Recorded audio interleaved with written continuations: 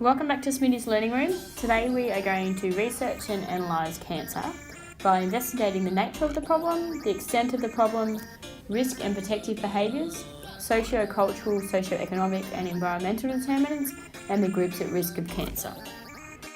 Let's start by having a look at the nature of the problem. So what is cancer? Cancer is an uncontrolled growth of body cells, and it starts by a mutation of a single cell, and then the mutated cell divides and multiplies and starts to begin to take over healthy cells within our body. There are a few things that we need to understand when having a look at the nature of cancer, and we're going to have a look at those now. So when we look at a neoplasm is an abnormal mass of cells that forces its way among healthy cells and interferes with their functioning. So basically this is the whole concept of cancer. We've got unhealthy cells coming in to attack healthy cells and somehow destroying the way that they function. Then we have a tumour, and a tumour is a swelling or a lump which is caused by a clump of these abnormal cells which have started to grow in the body. So here you can see there's a tumour or a lump happening on this person's knee here, which is just caused by an abnormal cell growth. When we look at a metastasis, we look at the fact that new tumours can develop away from the original tumour. So for example, this person here originally had a tumour in their lung, so for lung cancer. They may have had this cancer treated or may have not had it treated, and then a second tumour has grown in their bone down in their leg. So when we have a look at the types of tumours, we have two types of tumours, a benign tumour and a malignant tumour. Now, a benign tumour is non-cancerous, so usually if someone's diagnosed with a benign tumour, that's generally better news than a malignant tumour diagnosis. Now, benign tumours grow slowly within a capsule, and because they're surrounded by that capsule, they tend not to spread, and it controls the spreading of this type of tumour. Now, the malignant tumour is obviously growing without the constraints of a capsule and can spread to other parts quite quickly. And once they do spread to other parts, they start starving surrounding tissues of necessary nutrients and invade healthy tissues. When we start to have a look at what causes these tumours or this abnormal cell growth, we have a look at the concept of carcinogens. Now, carcinogens are cancer-causing agents such as chemicals, cigarettes, radiation, and alcohol. When we classify cancers, we classify them into four groups. We have a carcinoma, which is our skin membranes lining the respiratory, so our lungs, our gastrointestinal and urinary tracts, and the breasts.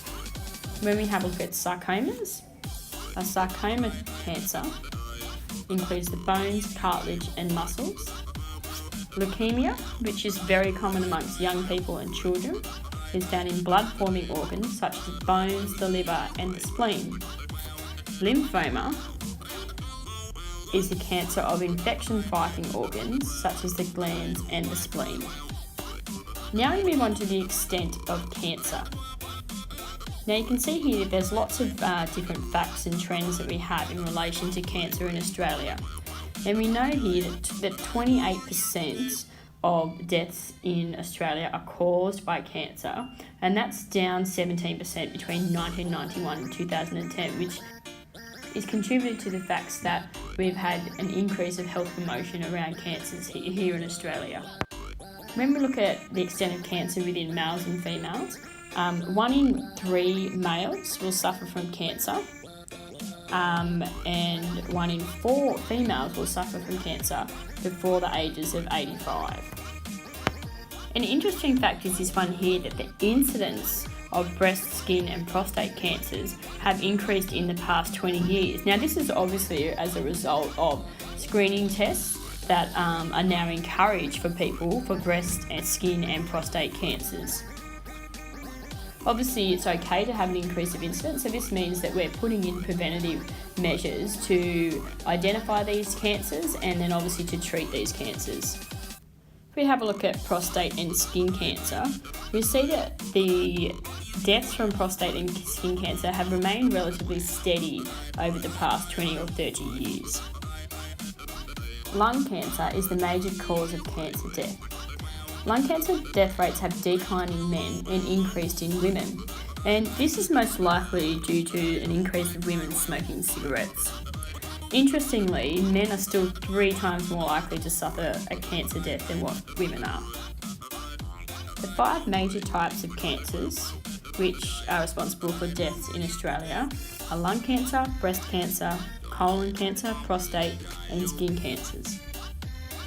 So we're now going to have a look at the risk factors and the protective behaviours for lung cancer, skin cancer and breast cancer. So obviously the risk factors for lung cancer are smoking. So obviously those who smoke have an increased chance of obtaining lung cancer. Occupational exposure to carcinogens, so those people in blue-collar jobs such as trades that are exposed to these carcinogens such as asbestos are more likely to get lung cancer. And obviously people who are exposed to high levels of air pollution are also more susceptible to lung cancer. When we have a look at skin cancer, obviously some risk factors for skin cancer are fair skin, fair or red hair, people who live in areas which are exposed to the sun for long periods of time, people who choose to expose themselves to the sun for more than required hours, and a number and type of moles that are exposed onto people's skin. So obviously moles can be a risk factor for contracting skin cancer. When we move over to looking at breast cancer, some of the risk factors include family history, a high-fat diet, early onset of menstruation, late menopause, obesity, and late-age pregnancies. Moving on to the protective factors for lung, skin, and breast cancer. So protective factors for lung cancer: avoid exposure to tobacco smoke, either first or second hand, and avoid exposure to hazardous materials. So for example, when working with building sites where asbestos is evident, you need to wear protective equipment for that.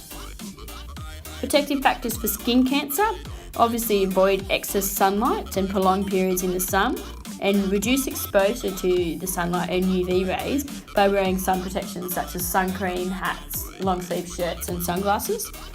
Protective factors for breast cancer: regular mammograms and regular self-examination, and obviously consuming a diet that is high in fruits and vegetables and low in fat. If we have a look at the groups at risk for these 3 cancers, for lung cancer, groups that are most at risk are smokers, blue-collar workers, people who have occupations which are exposed to carcinogens such as asbestos, and people over the age of 50 years of age. When we look at groups at risk for skin cancer, we have people who live at lower latitudes, so obviously in areas with higher temperatures, fair skinned people, people who have occupations in the outdoors, and people who don't use sun protection. The groups at risk for breast cancer are women who have never given birth, who are obese, who are 50 years old, who have a direct relative with breast cancer, so for example a sibling or a mother or grandmother, and women who menstruate early or experience menopause late. When we have a look at the sociocultural, socioeconomic and environmental determinants for cancer, they're similar for all 3 types of cancer. So the sociocultural determinants for cancer is obviously a family history. If we have a look at health promoting behaviours, if your family practices health promoting behaviours such as adopting healthy eating habits and regular physical activity, the risk of cancer is reduced. If you have a look at the incidence of lung cancer and cervical cancers among ATSI people, they're higher. They tend to have higher rates of smoking at an earlier age and have less access to health services than other Australians, so probably less likely to get vaccinations for cervical cancer. For the socioeconomic determinants, people with a low socioeconomic status or who are unemployed have higher death rates because income can limit health choices such as buying fresh fruit and vegetables and engaging in physical activity. People who work in outdoor occupations such as lifeguards are more prone to getting skin cancer. If we have a look at people in occupations involving greater or repeated exposure to carcinogens such as asbestos, they're more likely at risk of lung cancer.